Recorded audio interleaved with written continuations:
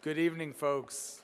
And for those of you who aren't permanent residents of this building, welcome to the Taubman College of Architecture and Urban Planning here at University of Michigan.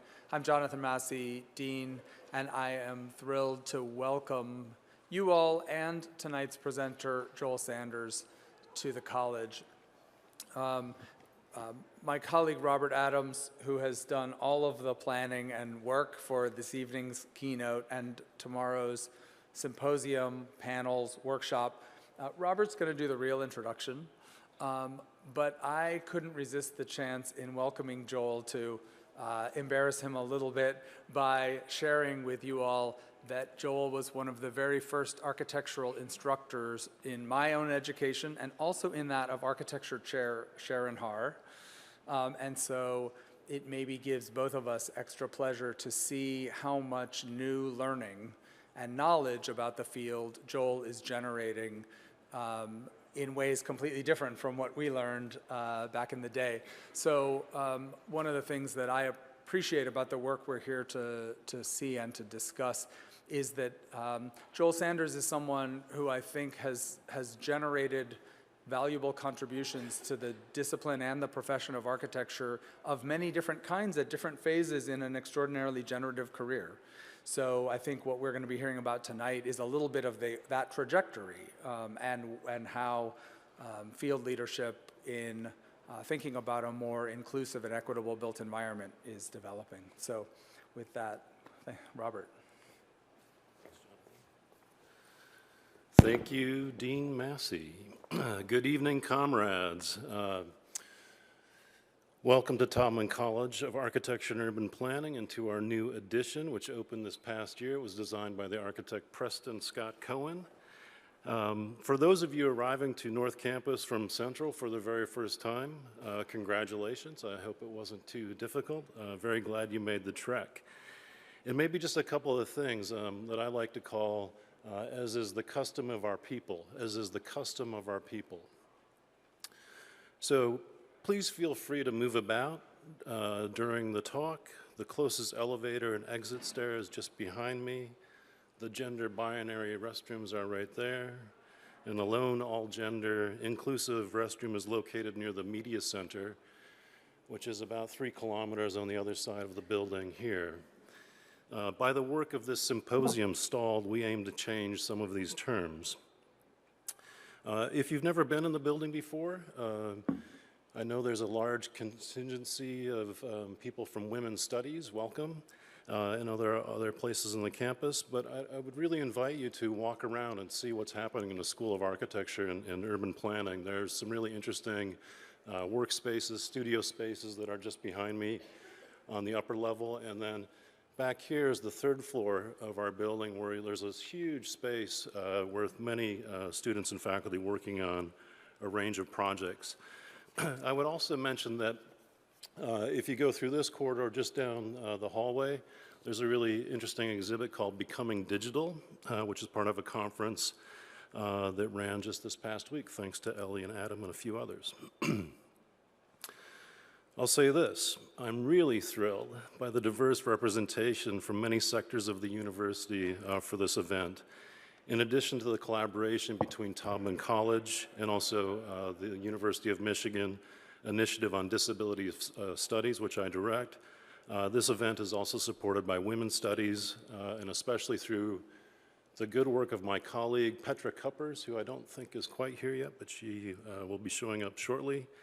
And I also want to thank colleagues and allies from the Spectrum Center who provide a collaborative space and network to support the university's LGBTQ plus community. The Spectrum Center is currently sponsoring the 3rd annual LGBTQ Health and Wellness Week, and we're happy to have this opportunity to work together to practice the art of keeping it queer here at Michigan. This evening is the opening keynote lecture by Joel Sanders for the stalled symposium. The symposium will take place tomorrow in this space starting at 9 o'clock with a lecture by Mel Chen and Joss Boyce, followed by some roving conversations.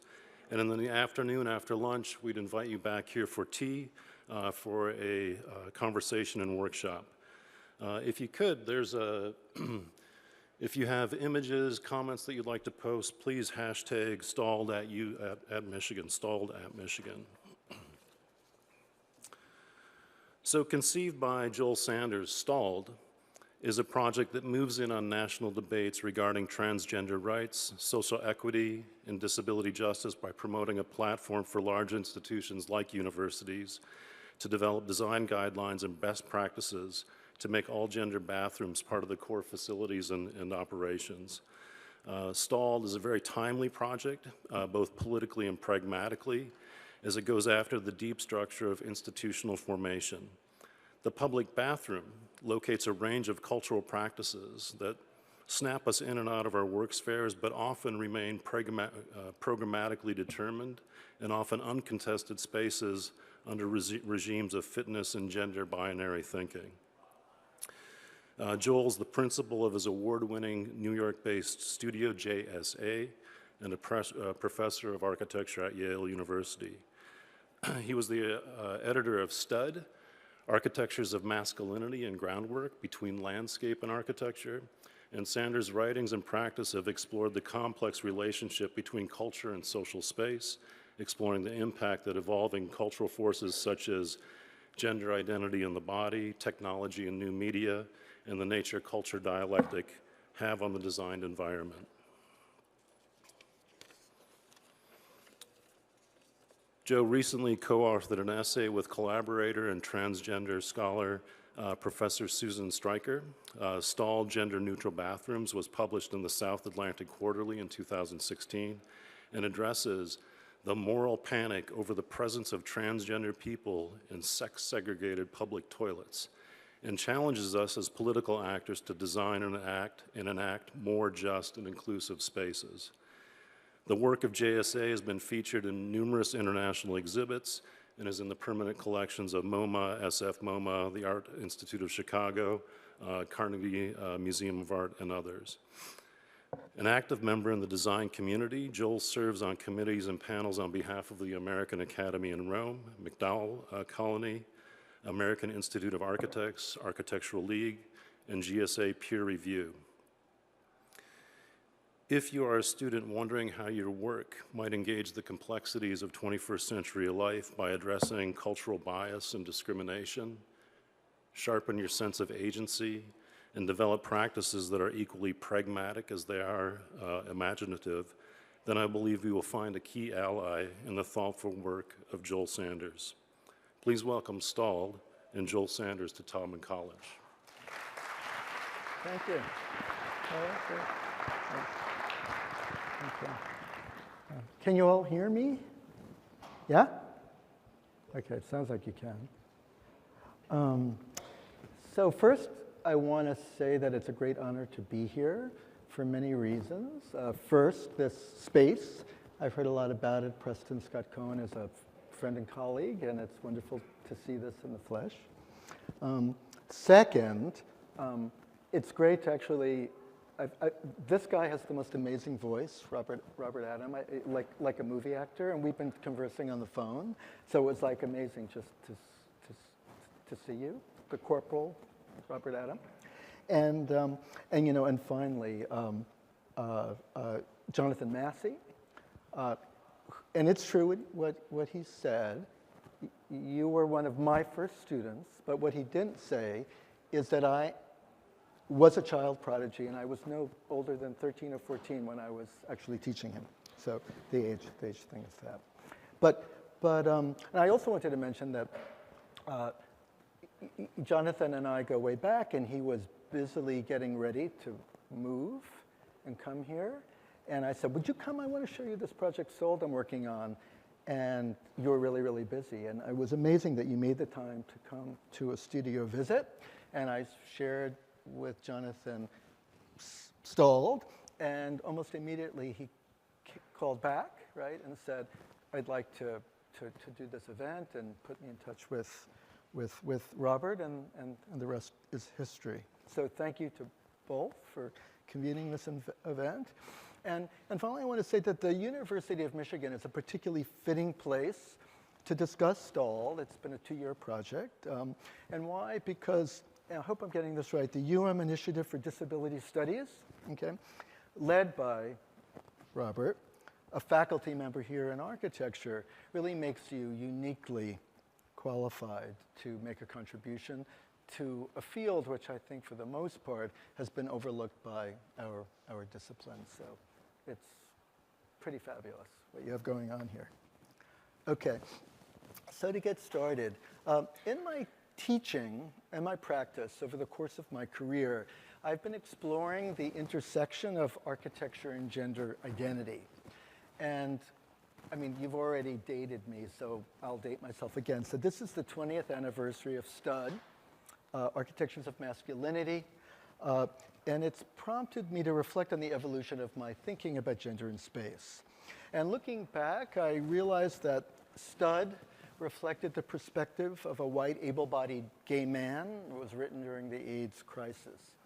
And today, my work again is shaped by national politics, this time the controversies surrounding transgender access to public space.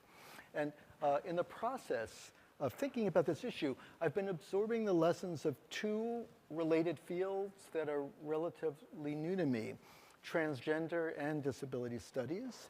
And as a function, have adopted, for lack of a better word, a trans-inclusive perspective that takes into consideration the needs of a wide spectrum of what I sometimes call non-compliant or non-conforming bodies, people of different ages, genders, races, religions, and disabilities. And strangely enough, this broader interest in the formation of gender identity in space has brought me back over and over again to the consideration of an everyday space that we tend to take for granted, bathrooms. That will be the focus of my lecture this evening. And by the way, if you had told me, 5 years ago I would be like on the road talking about bathrooms, killing my career as an architect, I would have said you're crazy. But I hope to show that I think the restroom is really a fascinating space that really is a kind of mirror of architecture in our culture. And so I'm interested in bathrooms for a variety of reasons. They're organized, obviously, around water. As a result, bathrooms span multiple scales. They cater to the intimate needs of the flesh, of the body, while relying on large public infrastructures, plumbing and sanitation systems to work. Bathrooms are encountered in every building type we design. They are amongst the most labor-intensive and expensive rooms to build. But what fascinates me most about bathrooms is that contrary to the prevailing assumption that their design is determined by seemingly objective, functional determinants, they are in fact places where a series of cultural, psychological, and technological forces converge. And so before sharing with you a few examples of my own, let's say, bathroom research, I wanted to set the stage by offering you a kind of brief cultural history of Western bathrooms from antiquity to today. And it should, hopefully, don't get nervous, it's about 5 minutes, okay. And this whirlwind history is going to be about washing and elimination, and is intended to underscore a point, again, central to my talk tonight, again, that contrary to the assumption that the bathroom obeys the dictates of function and technology, right? Modern architects famously championed, like Le Corbusier and Adolphe, famously championed bathrooms and plumbing fixtures. Looking back in history reveals that they actually register changing cultural conceptions of, and what I really want to emphasize, deep-seated anxieties about the corporal body. So, to begin, the modern bathroom as we know it consolidates in one room two activities, washing and eliminating, that were separated from one another until the mass delivery of clean water was made possible by sewers in the 19th century. Over the course of human history, washing, a practice which we today associate with cleanliness and sensual pleasure, has come in and out of fashion. design historians describe how from the Roman Empire to the Middle Ages, men and women often washed in communal bathhouses. But for nearly 200 years, from about 1500 to 1750, there was a virtual Western washing moratorium. People infrequently bathed. They feared that water carried disease. And also, bathhouses had become associated with houses of ill repute and were often closed. So instead, the wealthy, the elite, the aristocrats, washed isolated body parts and masked offensive body odors with perfume. And think of like Marie Antoinette, the movies you've seen about Louis XIV. All that perfume, right, to mask the bodily smell. But by the late 19th century, as a result of advances in medical science, the advent of urban plumbing systems and the rise of a new industry, which was the first manufactured bathroom fixtures, the consequence was that the reputation of bathing changed. It was redeemed now as a healthy practice that could be conducted in private homes, and by whom? By the wealthy middle classes who could afford bathrooms. So now let's fast forward to the 20th century. Mass market publications like House and Garden, targeted largely to suburban housewives, counseled their readings to safeguard the health of their families. How? By purchasing bathroom products and plumbing fixtures that would allow them to meet unprecedented standards of cleanliness.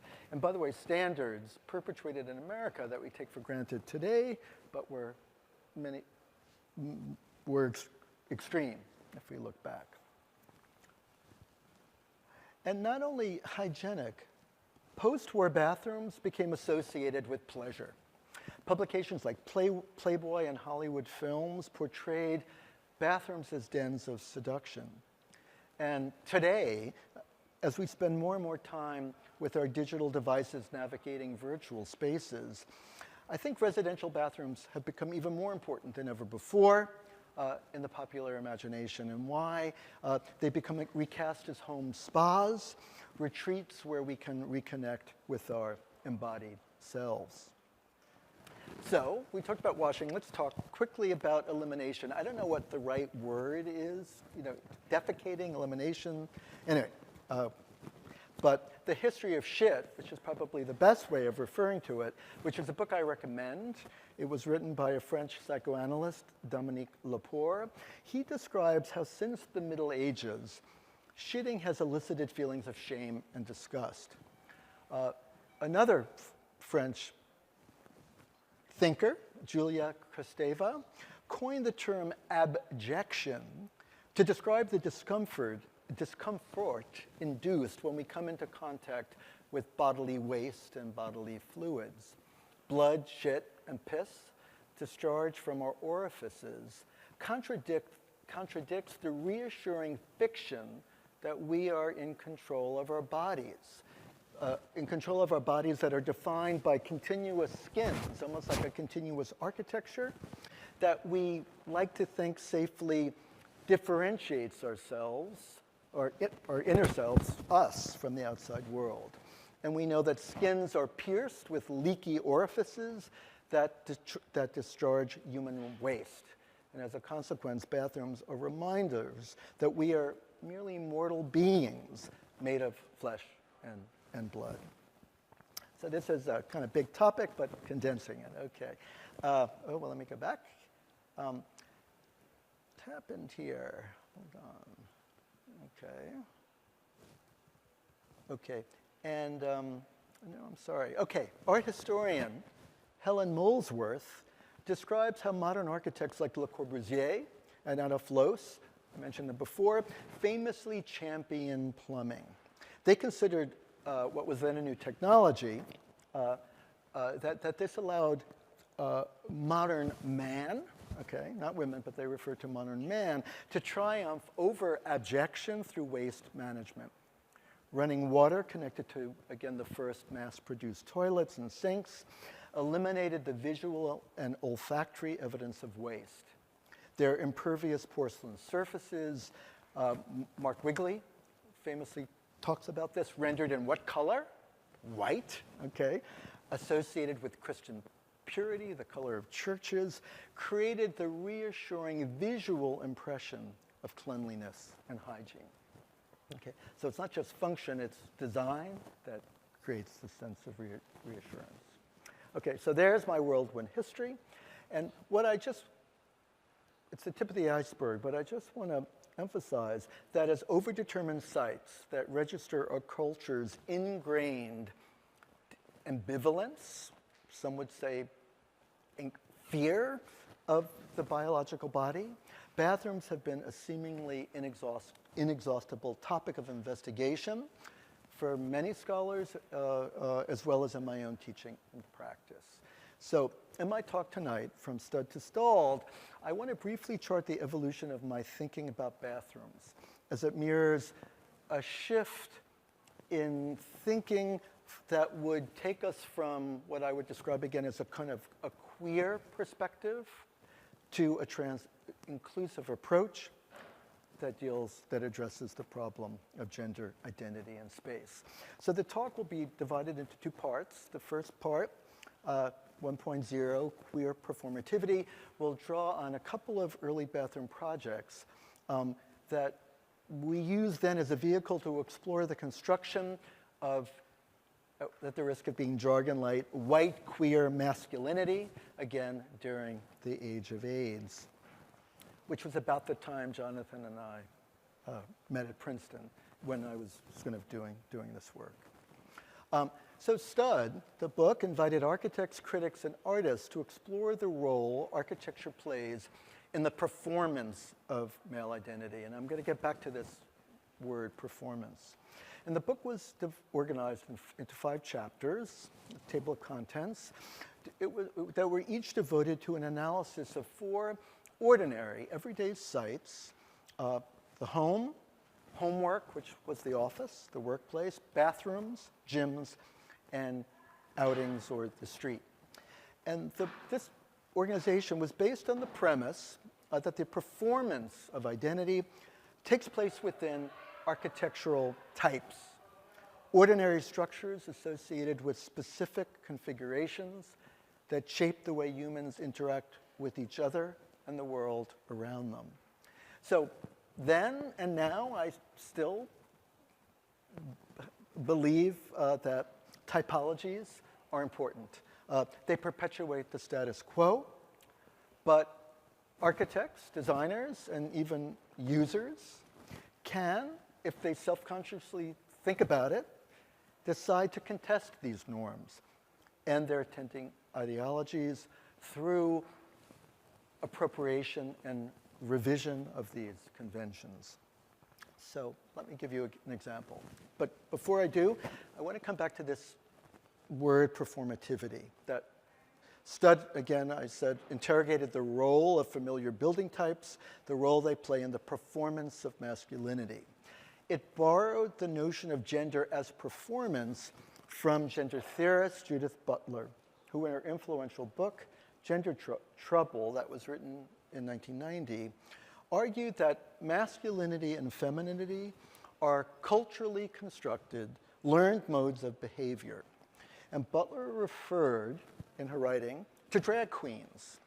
She said that they exemplify how gender identity is enacted by enlisting culturally prescribed codes, signifiers, for bodily comportment. She talked about, for example, the drag queen's manipulation of voice and gesture associated with gender performance, but also fashion, clothing, and makeup. And Butler's analysis led me and some of my colleagues to consider the role of the designed environment in the performance of gender, which relies not only on materials like applied to the body, but also to the designed environment in which the performing body moves.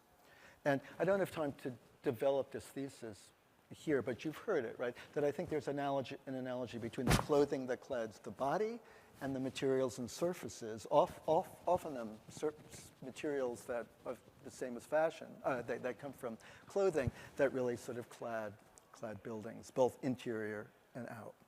And so we see this concept illustrated in Cindy Sherman's iconic untitled film stills. It's a series in which the artist photographs herself within carefully constructed, appointed domestic interiors, and she uses costumes, props, and environment to impersonate different versions of womanhood as represented in classic Hollywood films.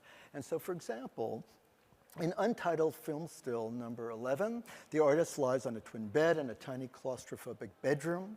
Her blonde curls, lace dress and handkerchief, floral bedspread and carpet, French provincial night tables and lamps create a harmonized web of visual cues that signify that this is a portrait of a forlorn, she seems unhappy, probably unmarried, middle-class, cisgender woman. Sherman's recumbent figure, shot from above, what interests me is establishes a kind of flickering figure-ground relationship. Body and environment are interwoven within this patterned background, I believe underscoring the interdependence of human identity, body, and domestic space. And while I'm foregrounding the issue of gender in the talk, at least this part of the talk, I hope this example underscores what really counts, that the designed environment has the capacity to signify not only gender, but different factors that constitute our human identities. And they include race, class, and even personality, which I think are all evidenced in this image by Sherman. So Studd devoted a chapter to the home. Cindy Sherman's work investigates, interrogates femininity, the construction of womanhood, and the home. But Studd devoted a chapter to analyzing another architectural type central to the construction of, in this case, maleness, the men's room, revealing it to be, according to the author, Lee Edelman, a theater of heterosexual anxiety. And Lee's essay described how its configurations, its meaning the men's room's configuration of interior walls and partitions, distribute the movement of eyes and bodies in such a way that they actually initiate the very anxieties and fears that they were designed to ward off.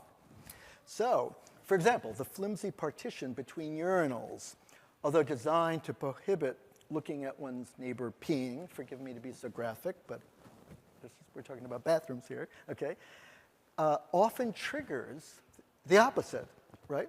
This anxious feeling that, well, it triggers feelings for some masculine inadequacy and for some same-sex desire. Likewise, Edelman says, sitting sequestered in flimsy American toilet stalls in close proximity to other men, shitting actually calls attention to the vulnerable male orifice, the anus, that again, these enclosures were designed to shelter. For some men, being in a bathroom stall in a men's rooms elicits threatening feelings of abjection, pleasure, same-sex desire. So, during the 1990s, at the same time I was editing Studd, we began to apply insights derived from Studd's analysis of men's rooms to my fledgling architectural New York-based practice. And many of our first projects were residential renovations, and they were commissioned by gay clients. And we drew inspiration from the way gay men appropriated standard restroom elements and used them in subversive ways to facilitate what some would say is the choreography of cruising. Gay men took advantage of bathroom mirrors, as well as the gaps, cracks, and holes in bathroom partitions to actually promote visual and sometimes physical exchanges between bodies. And so I just want to show you one example. This is a project of Vitaly Loff. We did it in 1999. And again, our client, we refer to this as a bachelor pad for a gay male client. And it provided the opportunity to transpose some of the spatial tactics that we found in public restrooms or men's rooms to the design of not only residential bathrooms, but also kitchens. And so, as many of you know, apartment layouts in vertical buildings, multifamily buildings, are often dictated by the location of plumbing stacks, often leading to configurations where kitchens and bathrooms are adjacent to one another, the same stack. However, and I'm talking backwards now, this is the late 90s, traditional notions of domestic privacy and propriety often dictate that these spaces that, interestingly enough, both cater to the needs of the flesh, eating, washing, eliminating, that they need to be cordoned off, concealed from one another. So at the Vitale Loft, we chose to celebrate rather than conceal their spatial proximity by consolidating both functions in this concrete plumbing island. And as you can see, there's a translucent glass panel. It bisects the island. It screens the kitchen from the master bathroom, which is now, as you can see on the image on the right, treated as a kind of open theatrical step platform that opens directly onto the master bedroom. And so this glass partition is intersected by a continuous sort of green tinted waterproof concrete surface that connects these, again, normally isolated functions, wet functions, allowing them to freely overlap. And so now our client, either alone or with friends, can dine, lounge, or bathe between these two proximate spaces. And so our objective was to treat the flowing concrete surfaces and translucent partition as devices that would overturn the taboo, and here I'm using a little bit of jargon, male spectacle. That is the prohibition in Western culture that for the most part says men, particularly naked men, are not meant to be seen. So we hope to destable the kind of active-passive, subject-object, male-female binaries that inform conventional domestic spectatorship. And this time the translucent walls dissolves traditional boundaries between bedrooms, bathrooms, and kitchens, treating them as intercommunicating sites dedicated to embodied pleasure. And when we finished this project, I mean, it's pretty tame. We got a lot of attention, and a lot of magazines wanted to publish it. However, a lot of the feedback that we got from readers were skeptical. And they said, well, you know, this is cool, but, you know, it would appeal only to, like, deviants, like gay men and maybe exhibitionists. And so what kind of is interesting to me is that 15 years later, these ideas have become mainstream. You've all stayed in boutique hotels. It's totally common, right? And now our clients, no matter their gender identities, their sexual orientations, regularly asked us to incorporate these once novel design features that, again, were adapted from thinking about queer people, like reconfigurable walls and switch-like glass. And this is a much more recent design that we did for a very wealthy a client, a couple with 2 children.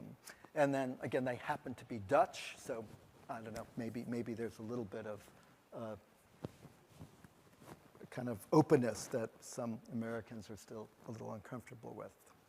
Okay, so that work was just meant to show you, again, thinking about restrooms, applying ideas derived from queer thinking to residential commissions. Now I want to fast forward to a couple of years ago, and about 2 years ago, the convergence of professional practice with national debates that were sparked, as Robert mentioned in the introduction, by the moral panic surrounding the question of transgender access to public restrooms, led to my office, and with the help of colleagues, to return to the restroom.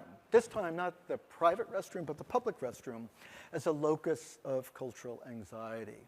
But this time, as seen through not a gay male lens, but through what I'm referring to as a trans-inclusive lens.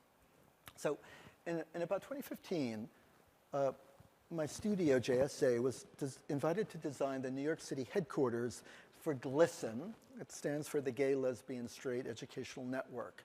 And they're a national nonprofit with chapters across the country that are dedicated to making schools safe and nurturing environments for K through 12 students. And so one of the first things that the director of GLSEN said to me was, we need all-gender restrooms, Joel. And I said, sure. And I quickly learned that building codes, coupled with an uncooperative New York City landlord and the stereotype of New Yorkers being uncooperative, which is not always the case, is true with landlords, unfortunately, or at least this one. And we just ran into block after block preventing us from realizing these gender-neutral restrooms that my client wanted. And we're really central to her mission. And so these project-specific frustrations coincided with current events. I became fascinated by mainstream media coverage of national debates, again, triggered by the threat of transgender people using public restrooms.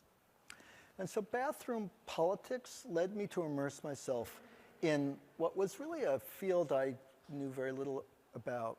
And by the way, I'm just going to make a disclaimer, and I feel that especially standing here, okay? I, in a certain way, am an imposter. I mean, the transgender studies, disability studies is relatively new to me, okay? Because I think, I don't know if many of you would agree, but I think as architects, this isn't part of our sort of daily thinking, okay?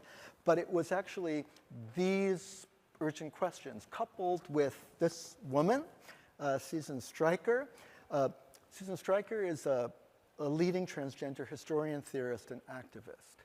And someone I knew for many years, I called her up and I said, let's talk about this. And a series of conversations led to us co-authoring an essay that was published in the South Atlantic Quarterly. We thought this was going to be an academic project, but it soon mushroomed into stalled, and that is what I will finish this lecture to talk about. A design research project, again, dedicated to coming up with best practice guidelines and prototypes for inclusive public restrooms that we hope can be adopted by different institutional and government clients. So in short, and I just say this as an aside, but stalled is the unlikely product of the coincidental convergence of my academic, theoretical, and professional interests, which have led me back full circle to where I began when I met Jonathan Massey 20 years ago, to this exploration of the relationship between architecture and LGBTQ studies. And I just point that out because, as we think we're mapping out our career, it's always these unlikely coincidences between the personal, the professional, and maybe the intellectual that I think, lead to the work that many of us do. Okay, so Susan and I had a lot of conversations. She, by the way, is stationed and she runs a gender studies program in Arizona, but lives in San Francisco. So a lot of long distance. We thought, let's look back. Let's look back in history and situate these national debates within a social and political context. And we quickly realized that bathroom controversies are not new. At different moments in American history, the public restroom has been a veritable crucible that has registered social anxieties, again, triggered by the threat of a series of marginalized groups entering into mainstream society. Historical milestones include debates sparked by the introduction of what was referred to as the ladies' room in the 1880s. They were designed, I'll talk a little bit more about them later, they were designed to accommodate Victorian women for the first time entering the workplace. Civil rights, the fight to abolish segregated, what were referred to as colored bathrooms by the civil rights movement was an important cause during the 1950s and 60s. The fear of contamination posed by gay men using public lavatories made news during the AIDS crisis in the 1980s and 90s.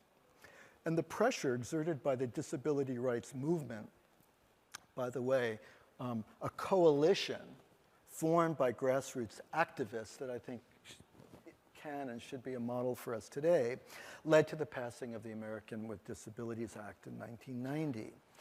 And I show this history because in each instance, Susan and I would argue that the public restroom by virtue of being a physical space, not an abstraction, transforms, let's say, an abstract concern into a tangible peril, okay? Having the power to conjure nightmarish scenarios that compel ostensibly normal citizens to physically interact with abnormal people that society has preferred to render invisible. And today, public restrooms are again a contested site, but this time sparked by the specter of allowing a new constituency, the transgender community, access to them. So, this is a condensed sort of history of bathroom politics. But since 2013, there's been a series of attempts to deny trans people access to the bathroom assigned to the gender with which they identify. And these include Campaign for Houston, that was to repeal HERO, an equal rights ordinance in the town of Houston, North Carolina's House Bill 2, and similar measures in more than 24 other states. And most recently, the Trump administration rescinded Title IX protections for transgendered students that were put forth by the Obama administration. And our president has now denied the Supreme Court hearing the case of Virginia student Gavin Grimm. And those of you may be familiar with the case, I'll just briefly say, Gavin Grimm is a trans male high school student who was made to change for gym class in a janitor's closet as opposed to using the changing room. So on both sides of the debates, what Susan and I found is that it's framed as a matter of safety.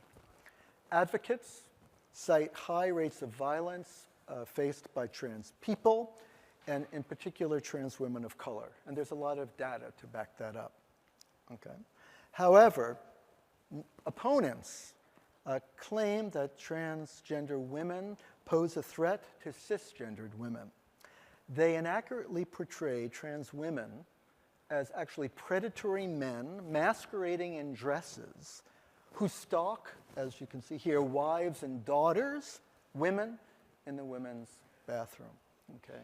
So, and it's this argument that is the basis for a lot of the, I think it's fair to use the term, the kind of alt-right in overturning what were often mainstream non-discriminatory clauses.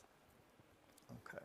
So beneath this unsubstantiated fear, Susan and I argued in our essay that therein lies longstanding societal anxieties about human embodiment that I mentioned at the beginning of my talk. And these are fears that bathrooms have historically harbored. Okay? So what I'm really saying that we don't think this is just about trans alone, but bathrooms by their very nature are like Pandora's boxes. And they raise longstanding issues of misogyny, homophobia, objection, and fear of embodied difference. However, we suspect that an even deeper threat is the notion of gender fluidity. And what do I mean by that? That trans people call into question the presumption that anatomy is destiny. How? By demonstrating that there are multiple ways of expressing one's gender identity, independent from one's biological sex, and ways that do not conform to the gender binary that bathroom design perpetuates through binary spatial segregation. And I'm going to come back to that point, but since we're in the academy, I just want to say that here our thinking about restrooms was informed by one of the key insights of trans theory, and that is, to put it simply, is the complexity of gender identity and, as a consequence, human identity.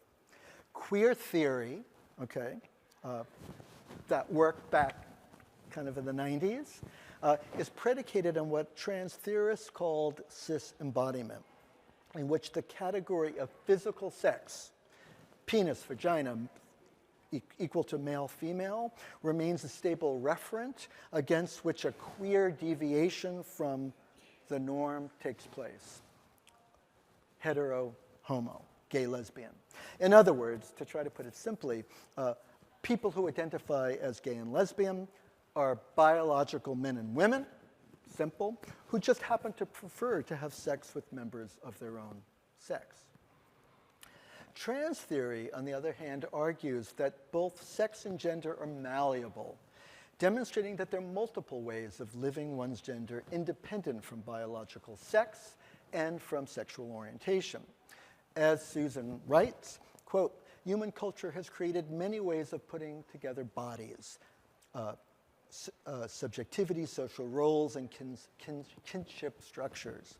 That vast apparatus for producing intelligible personhood that we call gender. So, to use a mathematical analogy, if gay-lesbian is a one-variable equation that equates physical sex and sexual orientation, then transness is a multivariable equation that destabilizes and scrambles the categories of physical sex, gender identity, and desire. So, for example, intersex, right? People born with genitals and chromosomes that are not traditionally male or female are but one example of the way there are many people who defy, again, this commonly held belief that there's such a thing as two biological sexes, male and female. Second, gender identity is a spectrum. Non-binary people, like genderqueer, pangender, and agender individuals refuse stable gender categories altogether. And finally, one's gender identity and how one chooses to express that identity is not necessarily connected with either one's physical sex or the people one desire.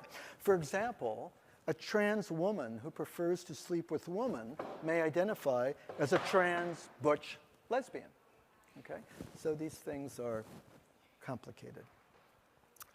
Okay, let me just go back, sorry. Okay. So, STOLD, okay? So STOLD is a cross-disciplinary project built on this research team. It consists of myself, trans theorist Susan Stryker, who I've referred to, and a legal scholar, Terry Kogan, who works at the law school at the University of Utah. And our idea is to sort of apply this research to hopefully shift the terms of the debate. So first, STOLD attempts to distinguish itself from the considerable body of work generated by scholars, lawyers, activists, and even the media that does not cover this issue from an architectural perspective, okay? And that's, I'm going to say, does not cover this issue from an architectural perspective. So much is written, no one, almost no one, ever talks about this as a problem with design consequences. We believe that if we think out of the box, that we can address an urgent social justice issue that can be dissolved in part through innovative design. Second, unlike most accounts that frame bathroom design as a question of function and safety, I've rehearsed those arguments, our team adopts a cross-disciplinary approach and proposes design solutions that insist that the only way of addressing this issue is not through design alone, but that we must take into account the complex cultural, political, historical, and infrastructural dimensions of this complex problem. And by the way, a whole lecture, we could just talk about environmentalism in the bathroom. This is an ecological, infrastructural question, okay, which, as you know. Okay, and third, I'd like to think that our cross-disciplinary perspective allowed us to challenge the accepted norm of the binary, of the sex-segregated restroom as an inevitability that people still believe answers to the universal need of privacy based on anatomical difference. And here I'm going to just deviate. So one of our members, Terry Kogan, who I mentioned before, was asked to write the epistle brief for the defense of Gavin Grimm that was meant to be heard. I mentioned that before the Supreme Court. The basis of his argument, okay, was to counteract the argument against trans access, which is based on this idea. It's believed that segregated bathrooms are a universal inevitability. Why? Because they've always been that way, and that they follow the kind of dictates of privacy between the sexes, okay? I mean, if you read these briefs, that's what they say, okay? And Kogan has done a lot of historical work, okay? And he has determined that actually, again, the first sex-segregated restroom in America emerges in 1880. I believe it's Massachusetts. And it and subsequent ones were designed based on the Victorian idea that women's bodies were physically vulnerable. And thus, they needed to have a separate enclosure where they could rest, okay, and also would be protected from men, okay? So not inevitable, not forever, fairly recent, has nothing to do with privacy. Okay, so realizing that the sex-segregated restroom is a cultural and historically contingent architectural type kind of liberated us as designers, freed us to critique the generally accepted solution for all gender restrooms. And that is supplementing sex-segregated facilities by adding a single occupancy room, often with wheelchair access, that is labeled gender neutral, okay? And this approach, while better than nothing, okay, we think, and many think, stigmatizes non-conforming individuals, not only trans people, but also people with disabilities, by preventing them from mixing with other people, saying, you go there, okay? Also, many trans people aren't ready to out themselves, right? People would be suspicious. Why is Joel going into that wrong restroom, right? So, just a problem. So, Stold advocates an alternative model that does away with gender-segregated facilities characterized by American-style stalls, whose revealing gaps at floor, ceiling, and doors compromise visual privacy. Many people would say that's the problem. It's the design of the stall itself. We and others advocate an alternative model that treats the public restroom as a single open space equipped with European-style, fully enclosed floor-to-ceiling doors that encourage visual privacy.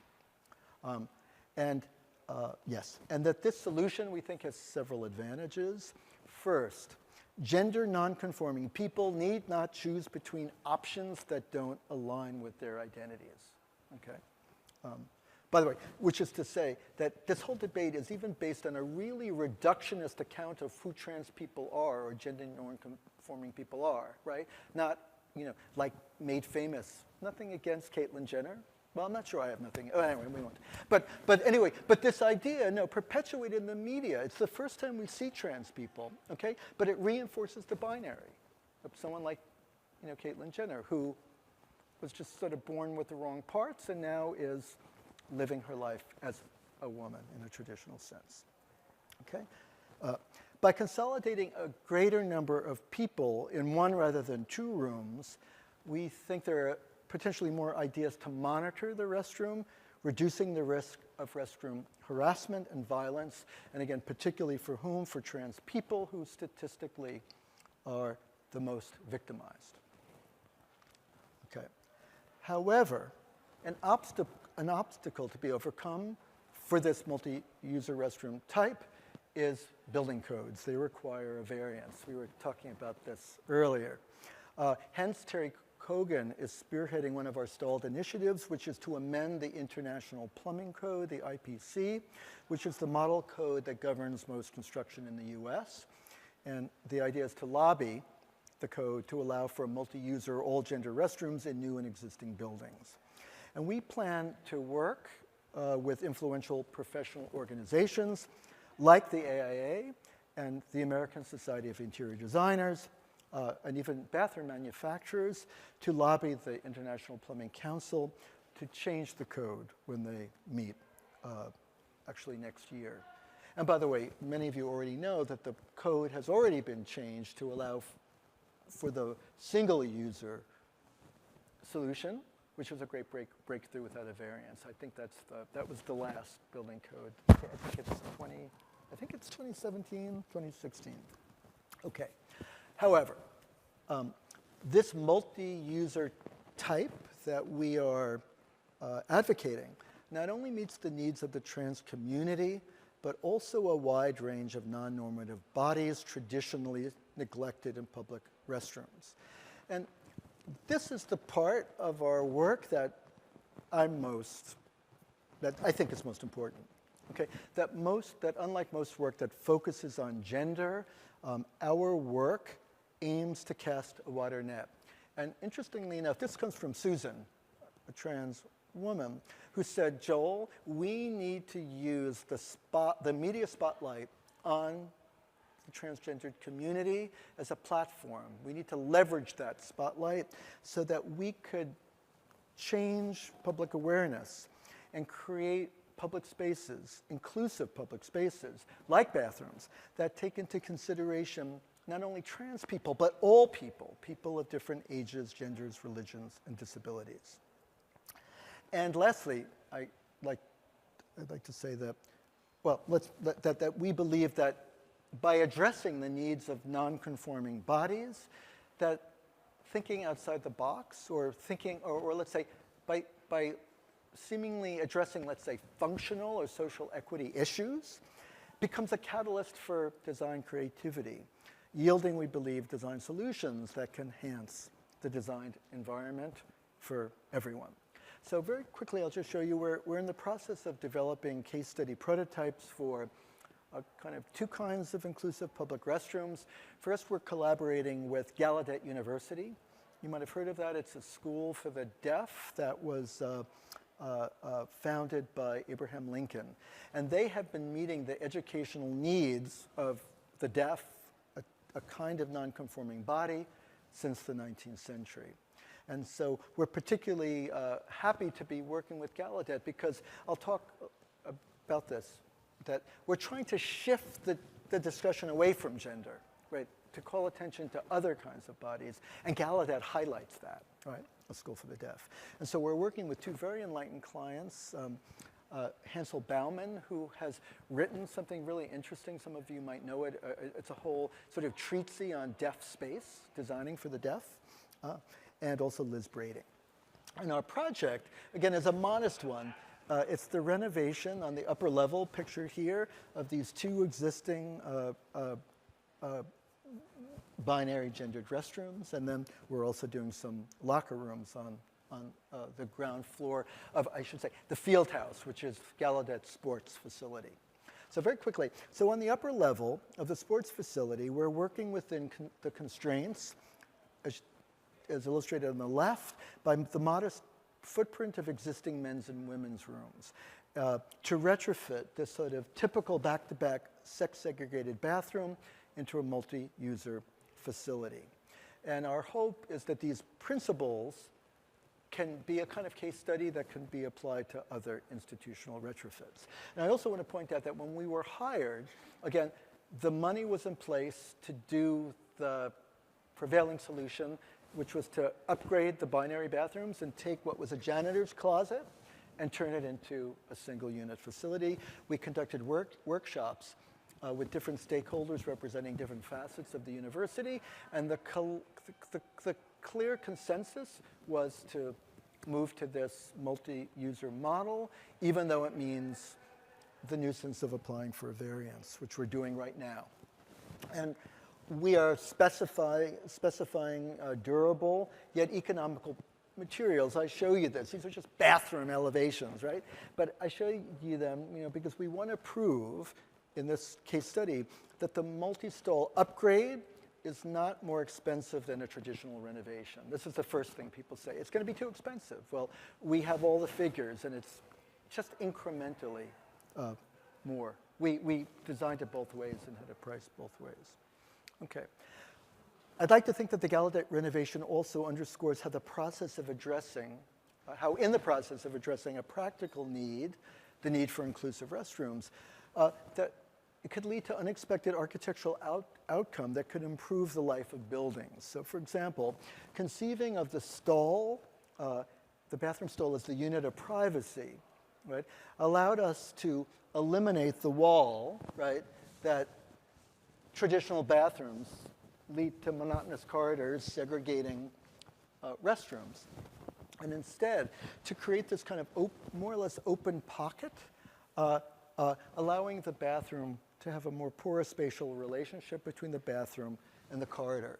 And eventually, the idea came, well, we have this extra space, and it was agreed to turn this into a lounge, because it just so happens that this location is the entry to the, the physical education department. Okay, and this lounge connects with a refurbished corridor that we're activating with a series of alcoves designed with the deaf in mind, and so students can sip beverages, work on laptops, or sit face-to-face in alcoves to facilitate sort of signing. And also the color blue happens to be the signature color of Gallaudet, but as also research has shown that white is not the best backdrop for signing, and that to have some color like blue facilitates the legibility of signing. Okay. So on the lower level of the field house, I'm digressing, we're creating 2 inclusive changing rooms. And this modest assignment became an opportunity to improve the building entry sequence. This is the lower level that leads to the locker rooms. Initially, we were going to, the client was behind us, completely eliminating a very large gender segregated locker rooms. We were pretty far into the project, and then we were asked to study the needs of visiting teams, and then something very obvious came up, that the very structure of sports is predicated on gender segregation, and it was realized that, well, we could do it for the Gallaudet students, but no one would ever play with Gallaudet again. So we had to accept this gender segregation.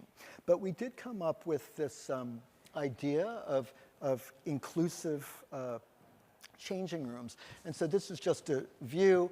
You come in the entry vestibule.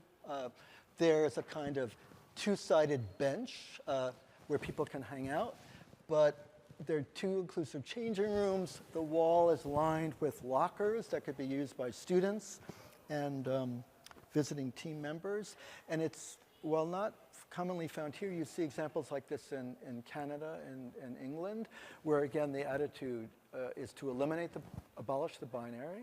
You take off your heavy coats, your belongings, your outer things, you put them in lockers, and then you can go quickly and sort of change in a single unit. But what we try to do is to take the standard model for all gender changing rooms, which are fairly small, but that have generally 3 fixtures, okay, a shower, a toilet, and a sink, and to expand them to create a kind of family-sized multi-purpose changing room, a prototype that would be good for diverse users. It includes seating, changing tables, dry counters for medical procedures, and even, we're very proud of this, it seems very minor, but actually a hand shower, okay, that allows Muslims to perform bathroom ablutions. And one other thing we found in our research is that Muslim women, well, Muslims in general, men and women, perform bathroom ablutions where they need to wash ritually body parts from head to feet.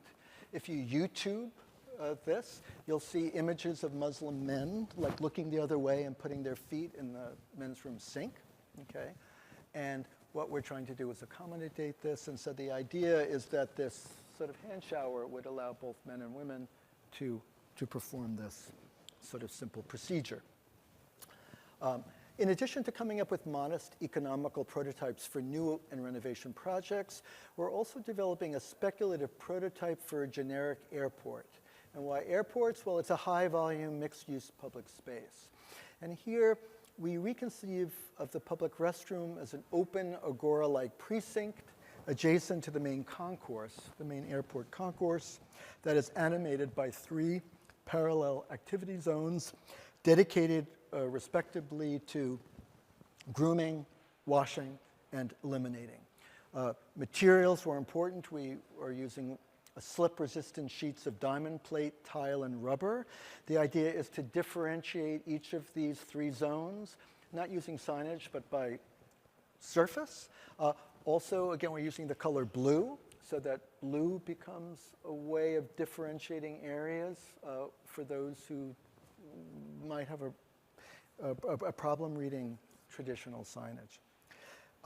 And again, we chose blue, as I mentioned to you before, because Hansel Bauman's research at Gallatate indicates that this is a complementary background color for deaf signage because of contrast with skin tones.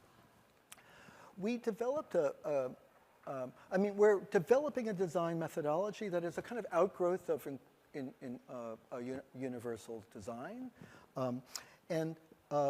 But that this methodology, I just want to point out again, it reflects, I think, a shift from a queer to a trans-inclusive perspective.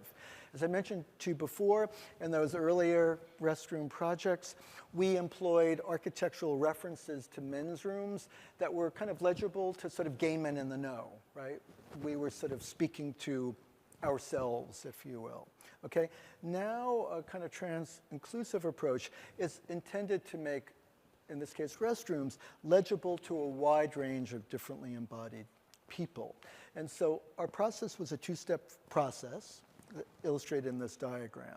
First, we researched the design consequences of the specific needs of non-normative user groups characterized by age, gender, and ability. However, if we were to create a bathroom that had like areas for each one of these user groups, it would be like the biggest bathroom in the world, okay? So instead, our thinking is to create a bathroom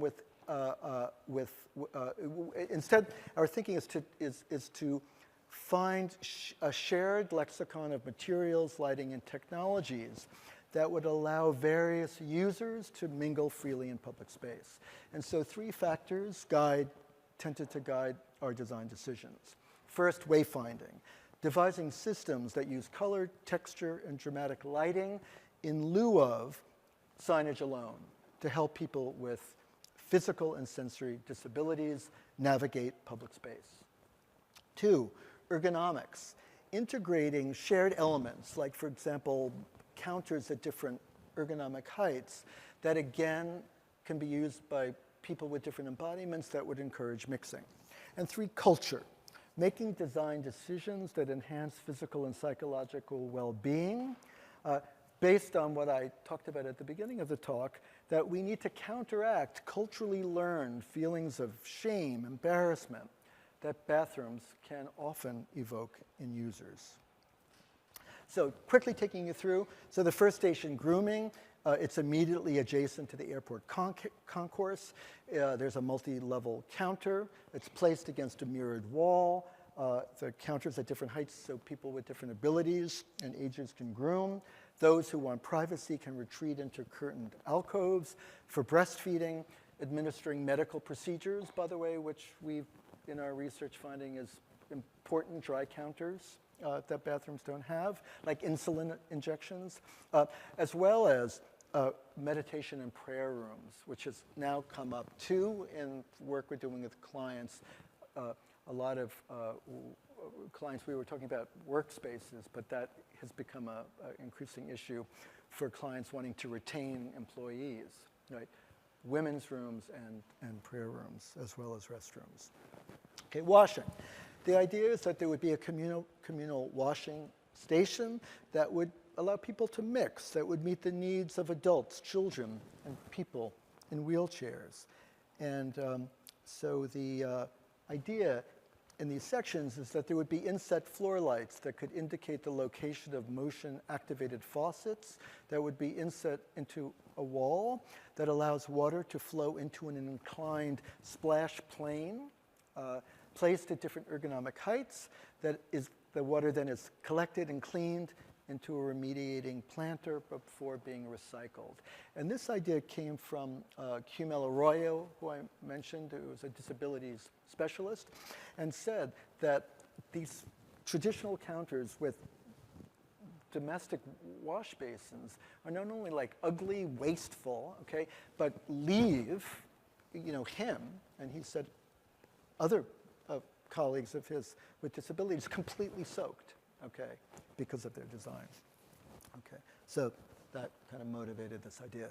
And finally, I've talked about it before, the rear of the facility would consolidate bathroom stalls that offer users acoustic and visual privacy. And by the way, don't get me started, but when we started getting a little bit of people saw these projects, and there was one gentleman, he'll remain nameless, who started calling us nonstop, and he has, I don't know how to pronounce this, I guess you could call it a disability, but being P-shy, men who suffer from P-shy. And what he insists that it's not just visual privacy, but it's acoustical privacy, that you need to have sound that masks the sound so that people with that condition can do their thing. Anyway, so from the inside of each stall, users can surveil their surroundings by looking through a band of one-way mirror located at seated eye level, because again, that feeling of safety, that when you're inside, you want to be aware of what's happening outside. The stalls come in a variety of sizes to accommodate different social structures. And this is important, I didn't mention caregiving. Like one of the most obvious rationales for the multi-unit solution is that it allows caregiving. I can take my, she wouldn't mind me telling you, my mother, who happens to be 92 next month, I can take her to the men's room. A colleague, Josh, a partner at my office, complains that he, as a father, he can't really care for his daughter, his young daughter in public space. Okay, so we have different sized stalls to accommodate different social structures, different definitions of family that include children and caregivers. And all the stalls we would say should contain low flush composting toilets that treat human waste through managed anaerobic decomposition.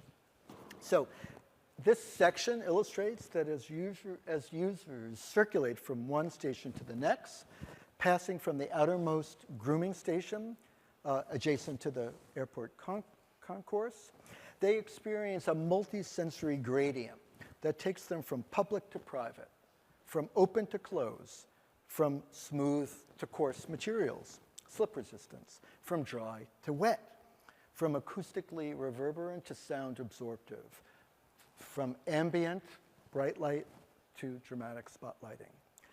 We'd like to think that gender fluidity yields spatial fluidity, opening up new formal and material possibilities that can inform the design of equitable public space.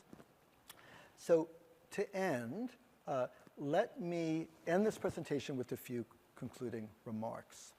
At the very least, I hope this talk, you've all been so patient, you're dying to go, but I hope that at least you'll think twice the next time you use the restroom.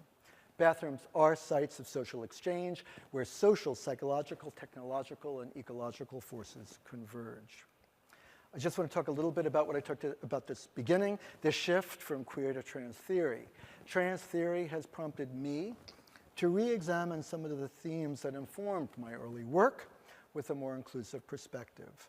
Concepts I still believe in, like performativity and typology.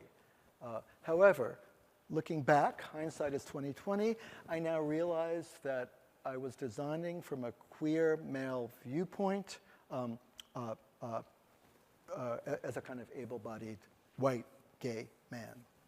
And now I see how I, like many of my colleagues, are complicit in architecture's tendency to presume that the Western user who we designed for is by default able-bodied, white, cisgendered, and generally male. Public restrooms are but one example of how the design of everyday architectural spaces have been based on ergonomic standards derived from able-bodied, cisgendered white males based upon problematic social assumptions about normalcy. And this, of course, is something that is central to disability studies. And disability studies teaches us that these ideas of standards are perpetrated and transmitted through what we do in the design standards and building codes that have, since the 19th century, inhibited a series of marginalized communities from gaining access to public space. And again, these include women, African Americans, gay men, immigrants, and now the transgender community. So in other words, graphic standards, building codes are not innocent, they're not objective, they're cultural contracts that reflect cultural values and ideologies. We need to change them, okay? And so instead, delving into these overlapping fields of trans and disability studies have encouraged me to broaden my queer purview and search for design strategies that, as I've said over and over again, accommodate non-conforming people whose bodies deviate from the norm, again, because of age, gender, religion, or disability. Also, trans theory invites us to embrace not only a multiplicity of different, let's say, body types, but also encourages us to embrace the open-ended and ever-evolving nature of human subjectivity itself, okay? And it does this through a methodology that interrogates our discipline from within by calling into question and ultimately transforming the building codes manifested in familiar building types, and allows us to self-consciously redesign those conventions to promote alternative futures and different forms of subjectivity. And if queer theory spawned design projects that borrowed insider architectural types that I said before were really addressed largely a gay male audience, this is what I think my work did looking back. Trans theory suggests that we move away from cisgender-centric designs. Trans theory underscores the need to abolish sex-segregated buildings altogether. Not just restrooms, but dormitories, prisons, fire stations, homeless shelters, military compounds, all building types that privilege gender as the definition of human identity and thus dictate the configurations of our everyday spaces. Instead, gender needs to be calculated as but one aspect of a broad field of factors that architects consider when they design environments that allow a spectrum of roles and identities to play out in both public and private space. And finally, while important in their own right, bathrooms are a point of departure to generate a larger conversation about the relationship between environmental design, the human body, and social equity. I'd like to think this talk is a call to arms. The controversy surrounding transgender bathrooms is but just one example of the way civil liberties in this country and around the world, okay, are being called into question. The civil liberties, again, of non-conforming bodies, women's, blacks, Muslims, immigrants, and the LGBT community, to name a few, okay? All of these communities are in part imperiled, okay, by design, okay? So I think that these are urgent political questions, and that we, as architects, with architectural ramifications.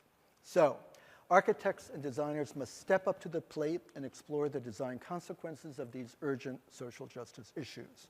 First, we need to become aware of our own complicity by no longer turning a blind eye to the way the seemingly innocent conventions of architecture, codes and standards reproduce problematic cultural assumptions about what are called normal and traditionally deviant bodies.